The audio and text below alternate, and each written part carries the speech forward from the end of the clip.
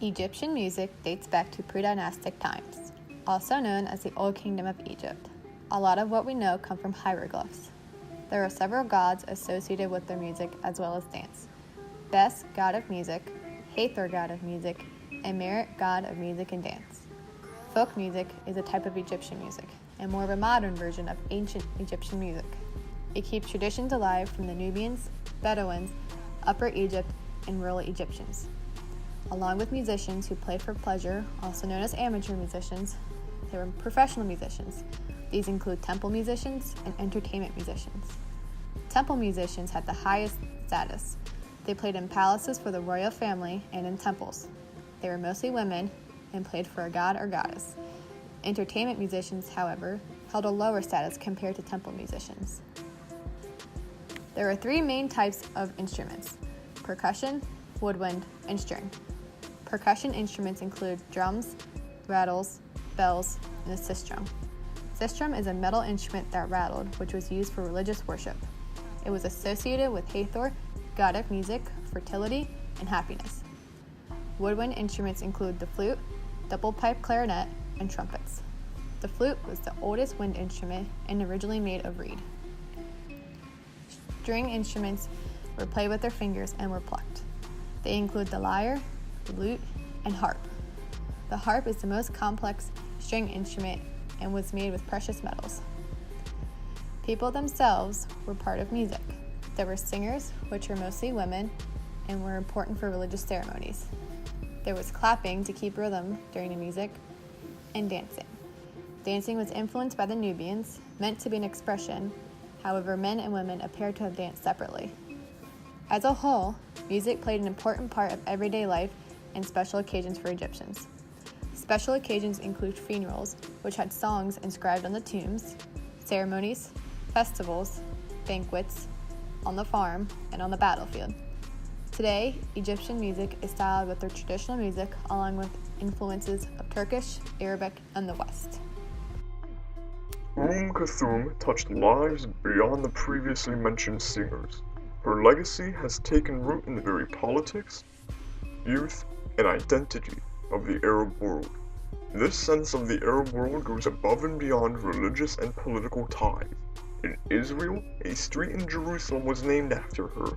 In the commemoration of the event, Israeli Arab singer Nizran Kadir sang Kulthum's famous song Enta Omri. With ongoing tensions in the year 2018, it is important to look towards the light of Kulthum and realize she has the capacity to draw communities together into one body.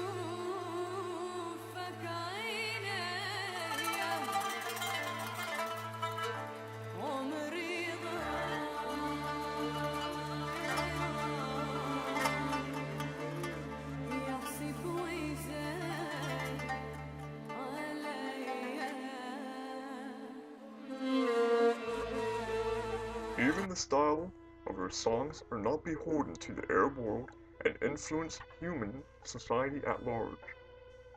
Domestically, Kulthum still enjoys fame and her legacy is well alive. This is evident in her continued record sales and the need of music shops to always have her CDs at hand, due only to their popularity. Many Egyptians, especially the young, enjoy her songs Enta, Umri, Alf Laila, Wailila, Amul Hayati, and Durat Alayam. All of them deal with softer times and focus on love, new and old, and enjoying what life offers. What exactly her songs will inspire in her modern listeners remains unseen. but holds vast potential to carry her dream of Arab unity onwards and keep alight her legacy. B. Beyond her singing, she is still remembered as a businesswoman and a diplomat. Schools and learning programs even draw from her life to use as learning curriculum and to encourage youth. The fact that she was an independent female producer in the 20th century speaks of the capacity of any individual to strike out on their own and defy social standards. In regards to her diplomatic efforts, she helped cultivate the sense of Arab right and Arab unity. This force may have been a standard for which OAPEC was able to build itself off of, considering that the one commonality they have is being part of the Arab community. In 1975, Kulthum's life came to an end after years of influence. Millions of Egyptians crowded the streets of Cairo to mourn Kulthum. Later, people suggested her funeral was even larger than the seers. It is noted that during the services, Egyptians took the body from the shoulders of official barriers and carried her through the streets of Cairo for 3 hours before taking her to the mosque. Through this event, the Egyptian people demonstrated their desire to honor the singer through the streets filled with millions she not only sang for, but helped shape the culture they believed in. Her songs promoted pride in Egypt, particularly in a time that there was little to be prideful of. Her self-made rise signified social mobility and empowered millions. Kulthum's museum has preserved her legacy in Egypt today. In 2001, the Egyptian government opened the Kawkab al-Sharq Museum, meaning the Star of the East, in Cairo in memory of Kulthum. The museum displays her personal belongings, such as her famous glasses, handkerchief, letters, musical notes, and more. Egyptians acknowledge that this museum has offered an artistic cultural vision that inspires the current and future generations, enriches their musical and singing sensations, in addition to encouraging both Egyptian and Arab artists and singers to improve their abilities. According to a 2015 Arabic entertainment newspaper, collections of Kulthum's songs were being published on CDs repeatedly and reprinted due to high demand, and her songs are still played on the radio today. Thus, nearly 50 years after her death, Kulthum's music is still being shared and embraced, even among the rapidly changing youth. Egyptian singers have used pieces of Kulthum's songs and ensembles for modern songs. Her songs are still performed at the new Opera House by state-sponsored ensembles for Arabic music, and today she remains a model against which other performers are measured against. Egyptian music is considered the core of Arabic and Oriental music, and Kulthum's music laid the foundation for this style and thus has shaped modern Egyptian music that is incredibly influential in the region today. The culture and the people of Egypt continue to change, yet the voice of Egypt will always remain the same. Kulthum has and will continue to live on in the minds and ears of Egypt. The singers that have given credit to Kulthum as a source of their inspiration have ranged from the genres of metal to opera.